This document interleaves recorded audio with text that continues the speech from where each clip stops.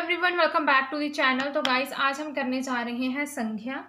सबसे पहले हम चर्चा करेंगे संज्ञा किसे कहते हैं, उसके बाद संज्ञा के भेद पे भी हम चर्चा करेंगे एक एक करके। तो गाइस, अगर आप इस चैनल पे नए हैं, चैनल को जरूर सब्सक्राइब कर ले, बेल आइकन को प्रेस कर ले ताकि मेरी वीडियो से रिलेटेड सभी नोटिफिकेशन आप तक सबसे पहले पहुंचे। तो गाइस, मैंने इस चैनल पे स्टैटिक जीके, रीजनिंग और हिंदी में अलंकार और छंद की वीडियोस ऑलरेडी आपके साथ शेयर की हुई हैं। आपको चैनल पे अलग अलग प्लेलिस्ट मिल जाएंगे, आप वहां पे जाकर चेकआउट कर सकते हैं। तो सबसे पहले हम जान लेते हैं संज्ञा किसे कहते हैं। किसी व्यक्ति, किसी वस्तु, स्थान अथवा भाव का बोध कराने वाले शब्दों को हम संज्ञा कहते हैं। मान लीजिए हमने किसी का नाम लेकर उसको पुकारा। जब मैंने किसी का नाम लिया, मान लीजिए यहाँ पे मैंने किसी का नाम ले लिया कमल, है ना।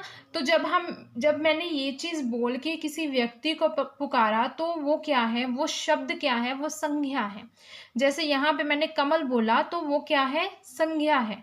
तो इसे ही हम संज्ञा कहते हैं। किसी स्थान से भी संबंधित हो सकती है, वस्तु से संबंधित हो सकती है, किसी व्यक्ति से संबंधित हो सकती है। जैसे सबसे पहले है प्राणियों के नाम, है ना। जैसे हम किसी व्यक्ति का नाम लेते हैं, किसी का नाम है नेहा, ठीक है, या गगन, पवन, गाय, भैंस, कुत्ता, ये सभी क्या है, ये प्राणियों के नाम है और ये संज्ञा है। इसी के बाद दूसरे नंबर पे है स्थानों के नाम। जैसे यहाँ पे सबसे पहले व्यक्तियों के नाम बोला था, दूसरा क्या है यहाँ पे स्थानों का नाम, ठीक है। स्थानों के नाम में क्या है, पटना एक स्थान का नाम है और ये क्या है, एक संज्ञा है, ठीक है। इसी प्रकार अगर हम बोले दिल्ली, तो ये भी एक संज्ञा है, किसी स्थान का नाम है, किसी स्थान का हम नाम ले रहे हैं, तो ये भी संज्ञा ही कहलाएगा। बनारस, ये भी एक संज्ञा है। तो जापान, ये भी एक, चाहे हम किसी कंट्री का नाम लें, चाहे हम किसी शहर का नाम लें, तो वो क्या चीज़ है, वो संज्ञा ही कहलाएगी जब हम किसी स्थान का नाम लेंगे। इसके बाद है वस्तुओं के नाम। जब हम किसी वस्तु का नाम लेते हैं, जैसे कि हमारे सामने कुर्सी, मेज, ये क्या है, ये वस्तुएं हैं। जब हम इनके नाम लेते हैं, हम कुर्सी बोलते हैं, मेज बोलते हैं, टीवी बोलते हैं, पुस्तक बोलते हैं, तो ये सारी चीज़ें क्या हैं, ये भी संज्ञा है। इसके बाद है भावों के नाम, ठीक है। भाव में क्या चीज़ आती है कि जो सुंदरता, मिठास और बुढ़ापा, ये क्या है, हमारे मन के भाव होते हैं ना। तो ये क्या है, भावों के नाम यहाँ पे बताए हैं। तो सुंदरता जो है वो हमारे मन के भाव होते हैं, है ना। तो वो भी क्या है, एक संज्ञा है, ठीक है। तो इसके बाद आगे है संज्ञा के निम्नलिखित जो 3 भेद हैं, ठीक है। यहाँ पे 3 भेद मैंने आपको बताए, 2 भेद इसके अगले पेज पे हैं, वो भी मैं आपको बताऊंगी, और वो 2 भेद हमने यहाँ पे क्यों कवर किए हैं, ये चीज़ भी आपको बताऊंगी।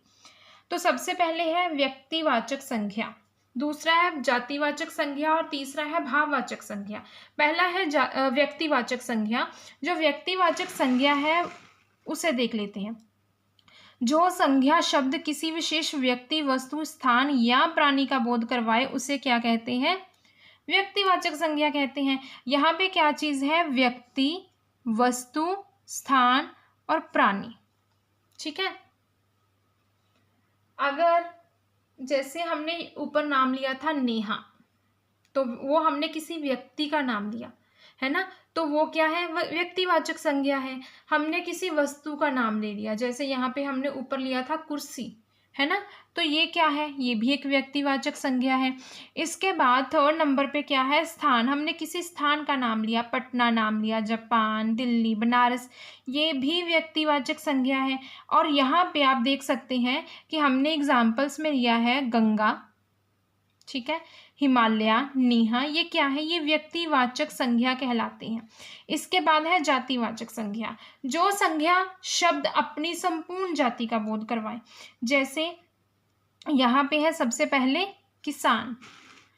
किसान हम किसे कहते हैं, जो खेतों में काम करते हैं। और जब हम किसान बोल देते हैं तो वो सभी किसान इसमें आएंगे जो खेतों में काम करते हैं, ठीक है, वो सभी किसान इसमें आएंगे। तो वो क्या है, एक जातिवाचक संज्ञा है।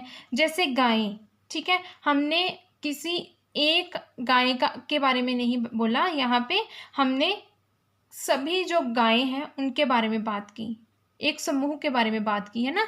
तो वो क्या है, जातिवाचक संज्ञा है। नदी, यहाँ पे हमने गंगा शब्द का प्रयोग किया था, लेकिन यहाँ पे हमने नदी, नदी में गंगा भी आएगी, गोदावरी भी आएगी, तो सभी रिवर्स आएंगी। तो ये क्या है, ये भी एक जातिवाचक संज्ञा है, क्योंकि हमने नदी बोला और इससे जो सभी नदियों पे हम जो है वो बात की जा रही है, तो ये क्या है, एक जातिवाचक संज्ञा है। इसके बाद जैसे सैनिक है, सैनिक हम किसी एक व्यक्ति के लिए नहीं प्रयोग कर रहे, हम जो सभी सैनिक हैं उनके लिए। विद्यालय, विद्यालय में हमने क्या किया, किसी एक बच्चे का नाम नहीं ले रहे, किसी एक व्यक्ति का नाम लेंगे, एक बच्चे का नाम लेंगे, तो वो व्यक्तिवाचक संज्ञा कहलाएगा। वहीं पे हमने विद्यालय बोल दिया तो वहाँ पे जितने भी बच्चे होंगे वो सभी क्या है, जातिवाचक संज्ञा है। ये शब्द किसी व्यक्ति, प्राणी, वस्तु का स्थान की ओर संकेत नहीं करते, अपितु वे संपूर्ण जाति के लिए प्रयोग किए जाते हैं। जैसे मैंने आपको पहले बताया कि जब हम, जैसे हमने उदाहरण ली थी विद्यालय, विद्यालय में हमने क्या चीज़ कही कि एक बच्चे का नाम लेंगे तो वो व्यक्तिवाचक संज्ञा कहलाएगा। लेकिन अगर वहाँ पे हम सभी बच्चे, जितने भी बच्चे हैं उनके बारे में चर्चा कर रहे हैं, तो वो क्या है, वो है जातिवाचक संज्ञा। तो यहाँ पे भी यही चीज़ बताई गई है कि किसी एक व्यक्ति, ठीक है, प्राणी, वस्तु और स्थान की ओर संकेत नहीं करेगा, अपितु संपूर्ण जाति की ओर इसका के लिए जातिवाचक संज्ञा का हम प्रयोग करते हैं। मीन्स विद्यालय जो है वो जातिवाचक संज्ञा है, क्योंकि वहाँ पे जितने भी बच्चे हैं उनके बारे में हमने बात की। किसान के बारे में हमने चर्चा की, तो हमने किसी एक किसान पर की बात नहीं की, किसी एक किसान का नाम लेकर उसके बारे में बात नहीं की, जितने भी किसान हैं हमने उनके बारे में बात की। तो यहाँ पे तीसरे नंबर पे आता है भाववाचक संज्ञा। जो संज्ञा शब्द किसी वस्तु या व्यक्ति के गुण, दोष, भाव, दशा, व्यापार और मन के भावों का बोध कराए, उसे हम क्या कहते हैं, भाववाचक संज्ञा कहते हैं। मतलब क्या है कि जब हम जिन शब्दों का हम प्रयोग करते हैं, कि जो संज्ञा शब्द, जब हम किसी व्यक्ति के गुण, उसके दोष, जो उसके भाव है, उसकी दशा है, उनके पर, उन चीज़ों पर हम चर्चा करते हैं, उसके मन के भावों का, किसी व्यक्ति के मन के भावों का बोध कराए, वो क्या कहलाते हैं, वो शब्द भाववाचक संज्ञा कहलाते हैं। जैसे कि बचपन, मिठास, मिठास क्या है, ये भी एक भाव है ना, तो जिसे हम फील करते हैं, है ना। तो मिठास, दया, मानवता, तो ये सभी क्या है, ये भाववाचक संज्ञा है। अगर हम किसी के प्रति मानवता का भाव या दया का भाव प्रकट करते हैं, तो वो हमारे मन का भाव है, हमारे मन में ये चीज़ आई, तभी हमने किसी के प्रति दया की भावना व्यक्त की, तो ये क्या है, भाववाचक संज्ञा है। तो इनका कोई मूर्त रूप नहीं होता, इन्हें केवल अनुभव ही किया जा सकता है। इनका कोई रूप देखने के लिए, दिखने में ये हमें दिखाई नहीं देंगे, इनका कोई रूप नहीं होता, लेकिन हम अनुभव करते हैं, हमारे में फील होता है, कि जैसे मैंने दया का बोला है ना। तो यहाँ पे क्या चीज़ है, अगर मैं किसी के प्रति दया की भावना रखूँगी तो क्या होगा, वो मेरा अनुभव होगा, मेरे मन के भाव होंगे, मुझे जो फील होगा वो मैं उस व्यक्ति के लिए दया की भावना उसी प्रकार से रखूँगी, है ना। तो यहाँ पे दया क्या है, एक भाववाचक संज्ञा है। इसके बाद जो अगला है वो है समुदायवाचक संज्ञा। ये वैसे तो हिंदी जो व्याकरण के आधार पर हम 3 ही करते हैं, व्यक्तिवाचक, जातिवाचक और भाववाचक संज्ञा, लेकिन अंग्रेजी व्याकरण के अनुसार जो है इसमें 2 और हम ऐड कर देते हैं, जिसमें है समुदायवाचक और एक है द्रव्यवाचक संज्ञा। ठीक है, तो समुदायवाचक संज्ञा क्या है, जो संज्ञा किसी झुंड, समूह, समुदाय का बोध कराते हैं उन्हें समुदायवाचक संज्ञा कहा जाता है। जैसे कि भीड़, सेना, मंडल, है ना, ये क्या है, ये है समुदाय। मतलब क्या है इसमें, कि जब हम किसी समूह की बात करते हैं, हम सेना की बात कर रहे हैं, हम संघ की बात कर रहे हैं, हम किसी जत्थे की बात कर रहे हैं, हम किसी मंडली की बात कर रहे हैं, इसमें क्या है, काफ़ी सारे लोग होंगे, काफ़ी सारे लोगों का समूह होगा, काफ़ी सारे लोगों का झुंड होगा, तो वो क्या है, वो समुदायवाचक संज्ञा है। इसके बाद है द्रव्यवाचक संज्ञा।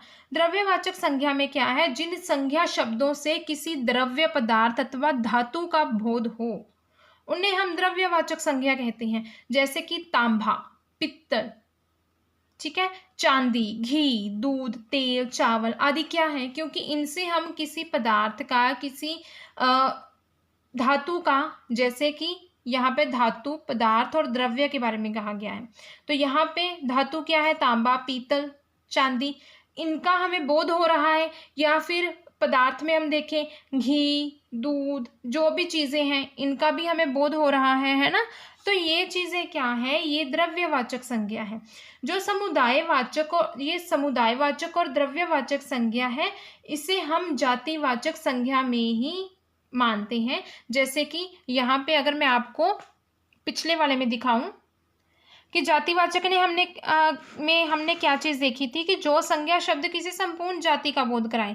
इसमें हम किसान के बारे में बात की हमने, जैसे वहाँ पे भी सेना के बारे में बात की, तो यहाँ पे भी हमने सैनिक के बारे में बात की। तो यहाँ पे भी एक समूह है, एक झुंड है ना। तो ये जो समुदाय और द्रव्यवाचक संज्ञा है, इसे हम जो है जातिवाचक संज्ञा में ही मानते हैं।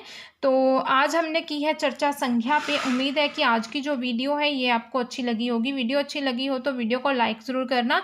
चैनल पे जो पहली वीडियोस अपलोड की हुई हैं, अगर आपने वो वाली वीडियोस नहीं चेकआउट की तो वो वीडियोस ज़रूर देखना। तो वीडियो को लाइक करना, शेयर करना, और अगर आपको कुछ समझ में नहीं आया तो आप नीचे कमेंट सेक्शन में कमेंट कर सकते हैं। मैं आपके कमेंट्स का ज़रूर रिप्लाई करूँगी। तो गाइस, मिलते हैं अपनी ऐसी किसी अगली वीडियो के साथ।